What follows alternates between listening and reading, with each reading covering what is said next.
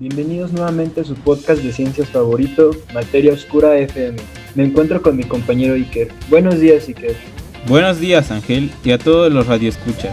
El día de hoy estaremos relatando desde los inicios, con sofisticados lentes hasta cuidadosos procedimientos para salvar pacientes. Con ustedes, cazadores de microbios. Bueno, vamos a empezar con un viejo considerado el padre del estudio de estos pequeños seres, Antonio van Leeuwenhoek, un holandés nacido en 1623 que vivía y trabajaba en Delft como un simple vendedor y posteriormente como un simple conserje. Él en sus tiempos libres le gustaba mucho tallar y fabricar lentes. Con el paso del tiempo logró perfeccionarlos poco a poco. Él gozaba mucho de admirar todo tipo de cosas con estos precisos y convenientes lentes. Un día después de apilar varios lentes, logró ver unos diminutos bichos en las gotas de lluvia. Había creado los primeros microscopios. Logró ver que había distintos tipos de microbios. Este llegaba a compartir su conocimiento de manera vaga y vulgar con la Real Sociedad, que en esos tiempos no eran más que reuniones secretas, gracias a la Iglesia. Y pues finalmente fue hasta su muerte que él se dio varios de sus microscopios y cómo él los fabricaba. Qué interesante, lograr ver cómo un solo hombre sentó las bases para la investigación de un nuevo mundo. Pero podemos destacar a otro gran investigador italiano, nacido en los años 1723, un siglo después que Leeuwenhoek, instruido al inicio a las leyes, pero que logró abrirse paso en las ciencias en la Universidad de Reggio. Cabe aclarar que al igual que Leeuwenhoek o Pasteur, estos eran hombres religiosos que a pesar de poner todo en duda, es decir, de preguntarse sobre la veracidad de los estigmas impuestos por la Iglesia, jamás dejaron la fe de lado. En este caso, Lázaro se convirtió en sacerdote. Avanzando con él llegó a tener una disputa muy interesante con Whitham. Lázaro no creía en los cuentos de generación espontánea, en caldos mal tapados de Needham. Él logró tapar, eliminar y demostrar que estos pequeños no aparecían porque sí. A su vez, que estos microbios se separaban y hacían 130, lo que hoy llamamos bipartición. Bueno, llegamos ahora con Louis Pasteur, nacido en 1831 en Francia.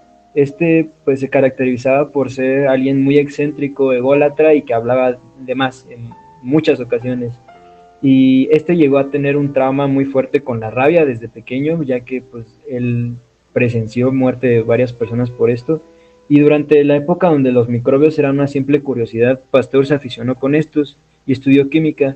Durante su juventud analizó cubas de cerveza, donde descubrió que los fermentos no eran más que microbios haciendo de las suyas, lo que le hizo sospechar de las funciones de estos. Es decir, fue la primera persona en poner en duda o asociar estos fenómenos naturales con los microbios. Podemos comentar la ayuda de Ballard para refutar la aparición espontánea, modificando para la entrada de microbios. Una idea simple e ingeniosa. Siguió Pasteur con los niños y con esto surgió la pasteurización. Siguió con los gusanos de seda, a los cuales no logró dar hasta 6 años después, convirtiéndose así no solo en un cazador, sino en un doctor de microbios. Robert Koch, un alemán nacido en Clausthal en 1843, el cual era un gran médico que soñaba con ser un médico militar para visitar rincones remotos en guerras o para apoyar al ejército alemán.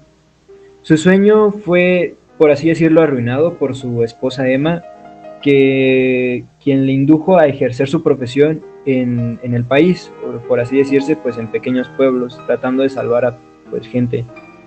Él detestaba su labor, ya que era difícil curar a los enfermos. Sumado a esto, Emma le regaló un bonito microscopio, con el cual empezó la lucha contra los microbios.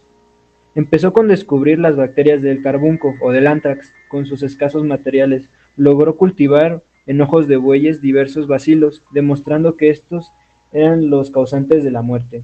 También descubrió cómo estos bacilos se volvían esporas resistentes que iban de ser en ser propagándose. También es importante mencionar que en 1880 por fin obtuvo un equipo de ayudantes y un gran laboratorio, lo que permitió la creación de una gelatina camosa que permite el crecimiento de colonias aisladas. Poco después, Koch se dispuso a encontrar la causa de la tuberculosis, descubriendo no solo el bacilo, sino la forma de contagio, igual que hizo después con el cólera. Esto lo llevó hasta la India, donde descubrió que solo el bacilo podía vivir en intestinos o aguas muy sucias. Sin duda, Koch era un gran genio, y esto le causó problemas con Pasteur.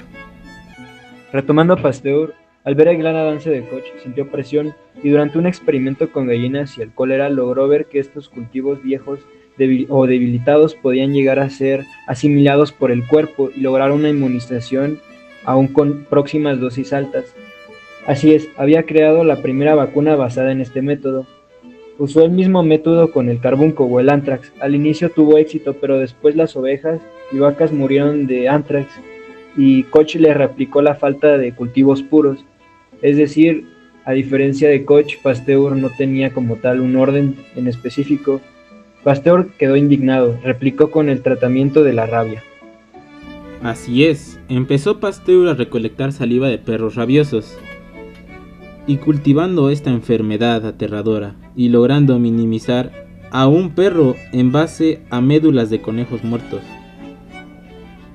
Se crearon 14 dosis y se probaron en humanos. Y el resultado movió al mundo. La cura contra la rabia había sido creada. Murió así Pasteur en 1895, en una modesta casa. Y así el fin de una era. Sin duda, un hombre que aportó demasiado a la caza de estos microbios. Así es, Iker. Es bueno mencionar que Pasteur también contribuyó a la investigación de los siguientes cazadores, de los cuales hablaremos próximamente, Emilio Roux y Emilio Bering.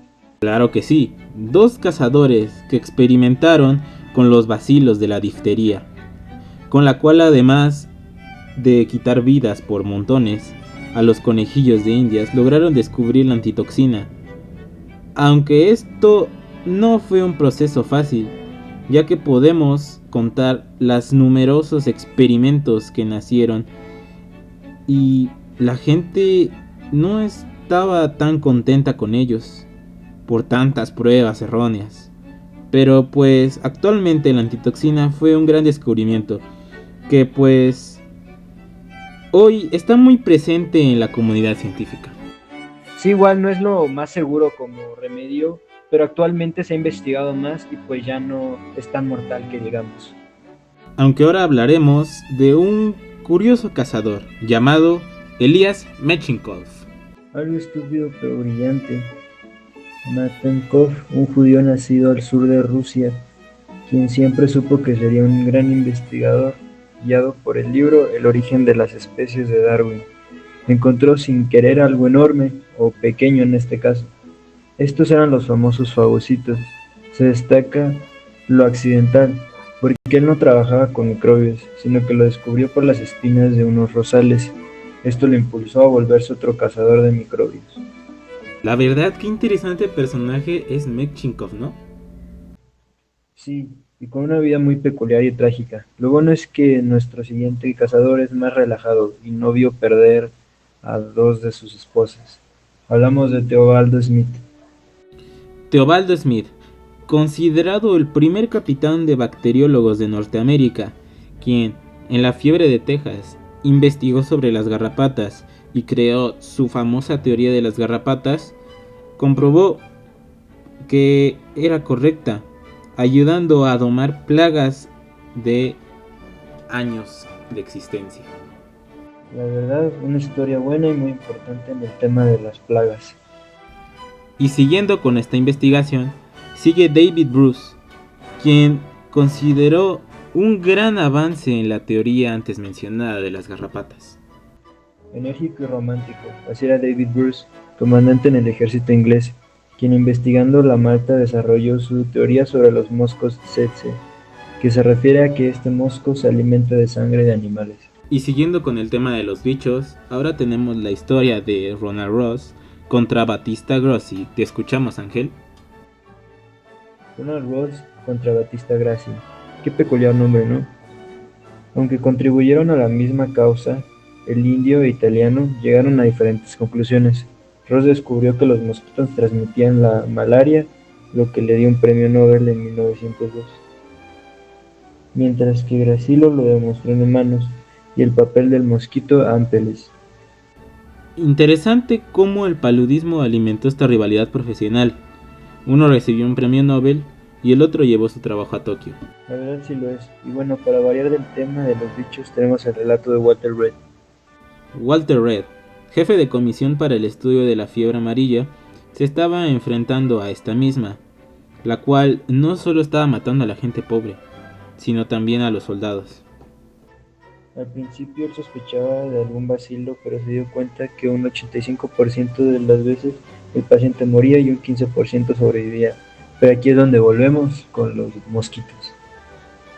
Sí, la experimentación en ellos dio como resultado que el causante eran los mosquitos y que el tratamiento correcto era inyectar sangre de estos mismos con esta enfermedad para generar cierta inmunidad. Casi como una vacuna, ¿no? Es correcto, Ángel. Y ya, para terminar tenemos el relato de Pablo Ehrlich. Justo el libro empieza por la historia de Antonio Leeuwenhoek, un hombre positivo de hace 250 años. Pero Pablo Ehrlich era un hombre bebedor y un hombre fumador que quería matar bacterias con una bala. Él buscaba un compuesto para destruir microbios, en específico los del sífilis, sin dañar células humanas.